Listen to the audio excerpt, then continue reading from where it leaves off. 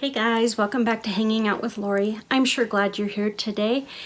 If you haven't figured it out, I am Lori, but I am glad you're here. If you're new, welcome. I am sure glad you're here. If you're returning, thanks so much for coming back and supporting my channel. I do really appreciate it.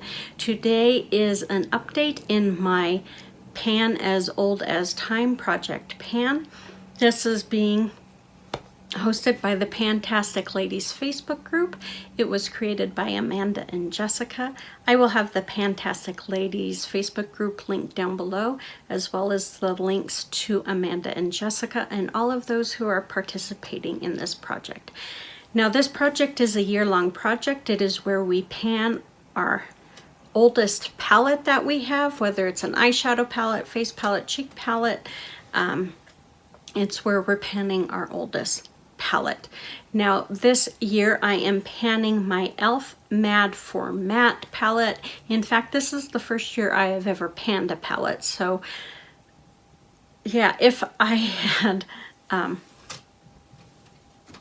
had done this before, I probably would not have picked my Mad for Matte palette. I think the formula is great. I've just been struggling with it because some of the shades, oh, my chair almost broke. Some of the shades I feel muddy up my looks, but I had a viewer give me some hints on, how to work with my palette, how to help me work on my palette, and I've incorporated those tips and it has really helped. Now let me show you what my palette looked like at last update.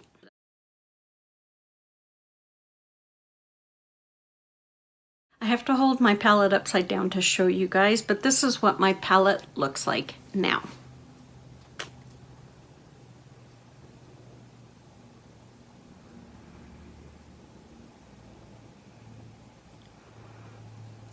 So as you can see, I'm going to hold it down some so the mirror doesn't flash you. I have expanded the pan on this one, which doesn't surprise me since I do use this to set my primer. This dip has gotten a little bit bigger, not a lot, but a little bit. I've also increased the very small dip that I had started on this pan, right there, and this dip has gotten bigger. Now I thought I had hit pan on this. In fact, it kind of looks, when you look at it, that I have pan, but I blew it up with my camera to take a picture of it because I was really excited. And there's not pan. It's almost to the pan, but it's not quite there. So that was kind of a bummer when I noticed that, but you know what can you do? So I almost have pan on this one. Now these two right here I use to do my brows when I do them. I didn't do them today, but when I do them, sometimes I use one, sometimes I use another, sometimes I use the two mixed together.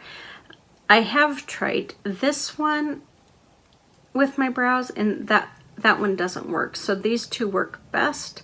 I also tried this, grayish black, since my hair is kind of darker, but it doesn't work either. So these two get used mostly for my eyebrows, but they do get used on my lids once in a blue moon. Now everything from this pan over, I have a problem with because these colors kind of muddy up my look, and so that was what was so frustrating for me, was you'd get a good look going and then you would add one of these colors and it would just completely destroy it. So that's been kind of frustrating. However, I also find that this color right here kind of muddies up a look as well, but I can use it as a transition shade, and if I just use a really light hand, I can use it. So what I have decided because I'm so frustrated with this palette, I've watched some other videos and I see how people are working their palette and different things, and so I've decided not to stress about the colors that I feel muddy up a look.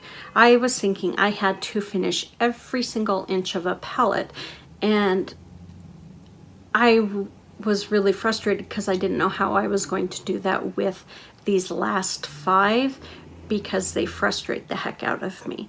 So I am not going to sweat the eyeshadows that I feel destroy my looks. Instead, I'm going to focus on the ones that don't destroy the look. Continue to use these 2 that I use in my brows. And once in a while, I will incorporate these other looks if I can find a way to use them to that doesn't destroy the look. Now this one I think I might be able to use with I have a couple cool toned palettes now. I think I might be able to use this one with that, so I'm going to start incorporating this palette with other palettes, with other single eyeshadows, and I have done that thanks to the advice of one of my viewers. That has really helped me work on this palette and not be so frustrated with it. But I also noticed that some people make goals, and I thought that was really good because I didn't have any goals with this. I was just trying to use this along with all of the other shadows that I'm working on, plus the other palette that I'm working on. So I kind of felt overwhelmed, but I felt like I had to use this all the time. But I don't feel that way anymore, but I want to set goals for me for every month so I can work towards those goals, yet not stress over having to have it in every look and still be able to use those other shadows. So for this month, I want to continue to expand this pan here, and I want to hit pan on this one. I'm so bummed that there is no pan there. And then this one, which I also use in my brow, I would like to make the dip deeper on here because I think that since I use them interchangeably, I don't see any reason why this dip shouldn't be as deep as this dip. So I want to expand that dip or make it deeper, but I also want to deepen this pan right here. This is my next most significant dip, and so I want to deepen that as well. So that's 4 goals that I have, and I can swatch these for you so you can see what they look like. Holy smokes. So the first one is the one that I set my primer with, and you can't really see it because it is so light. Yeah, you can barely see that, but it's there. Then the next one is this one right here. It is a really light, I'd show it to you on my finger, but it's really light.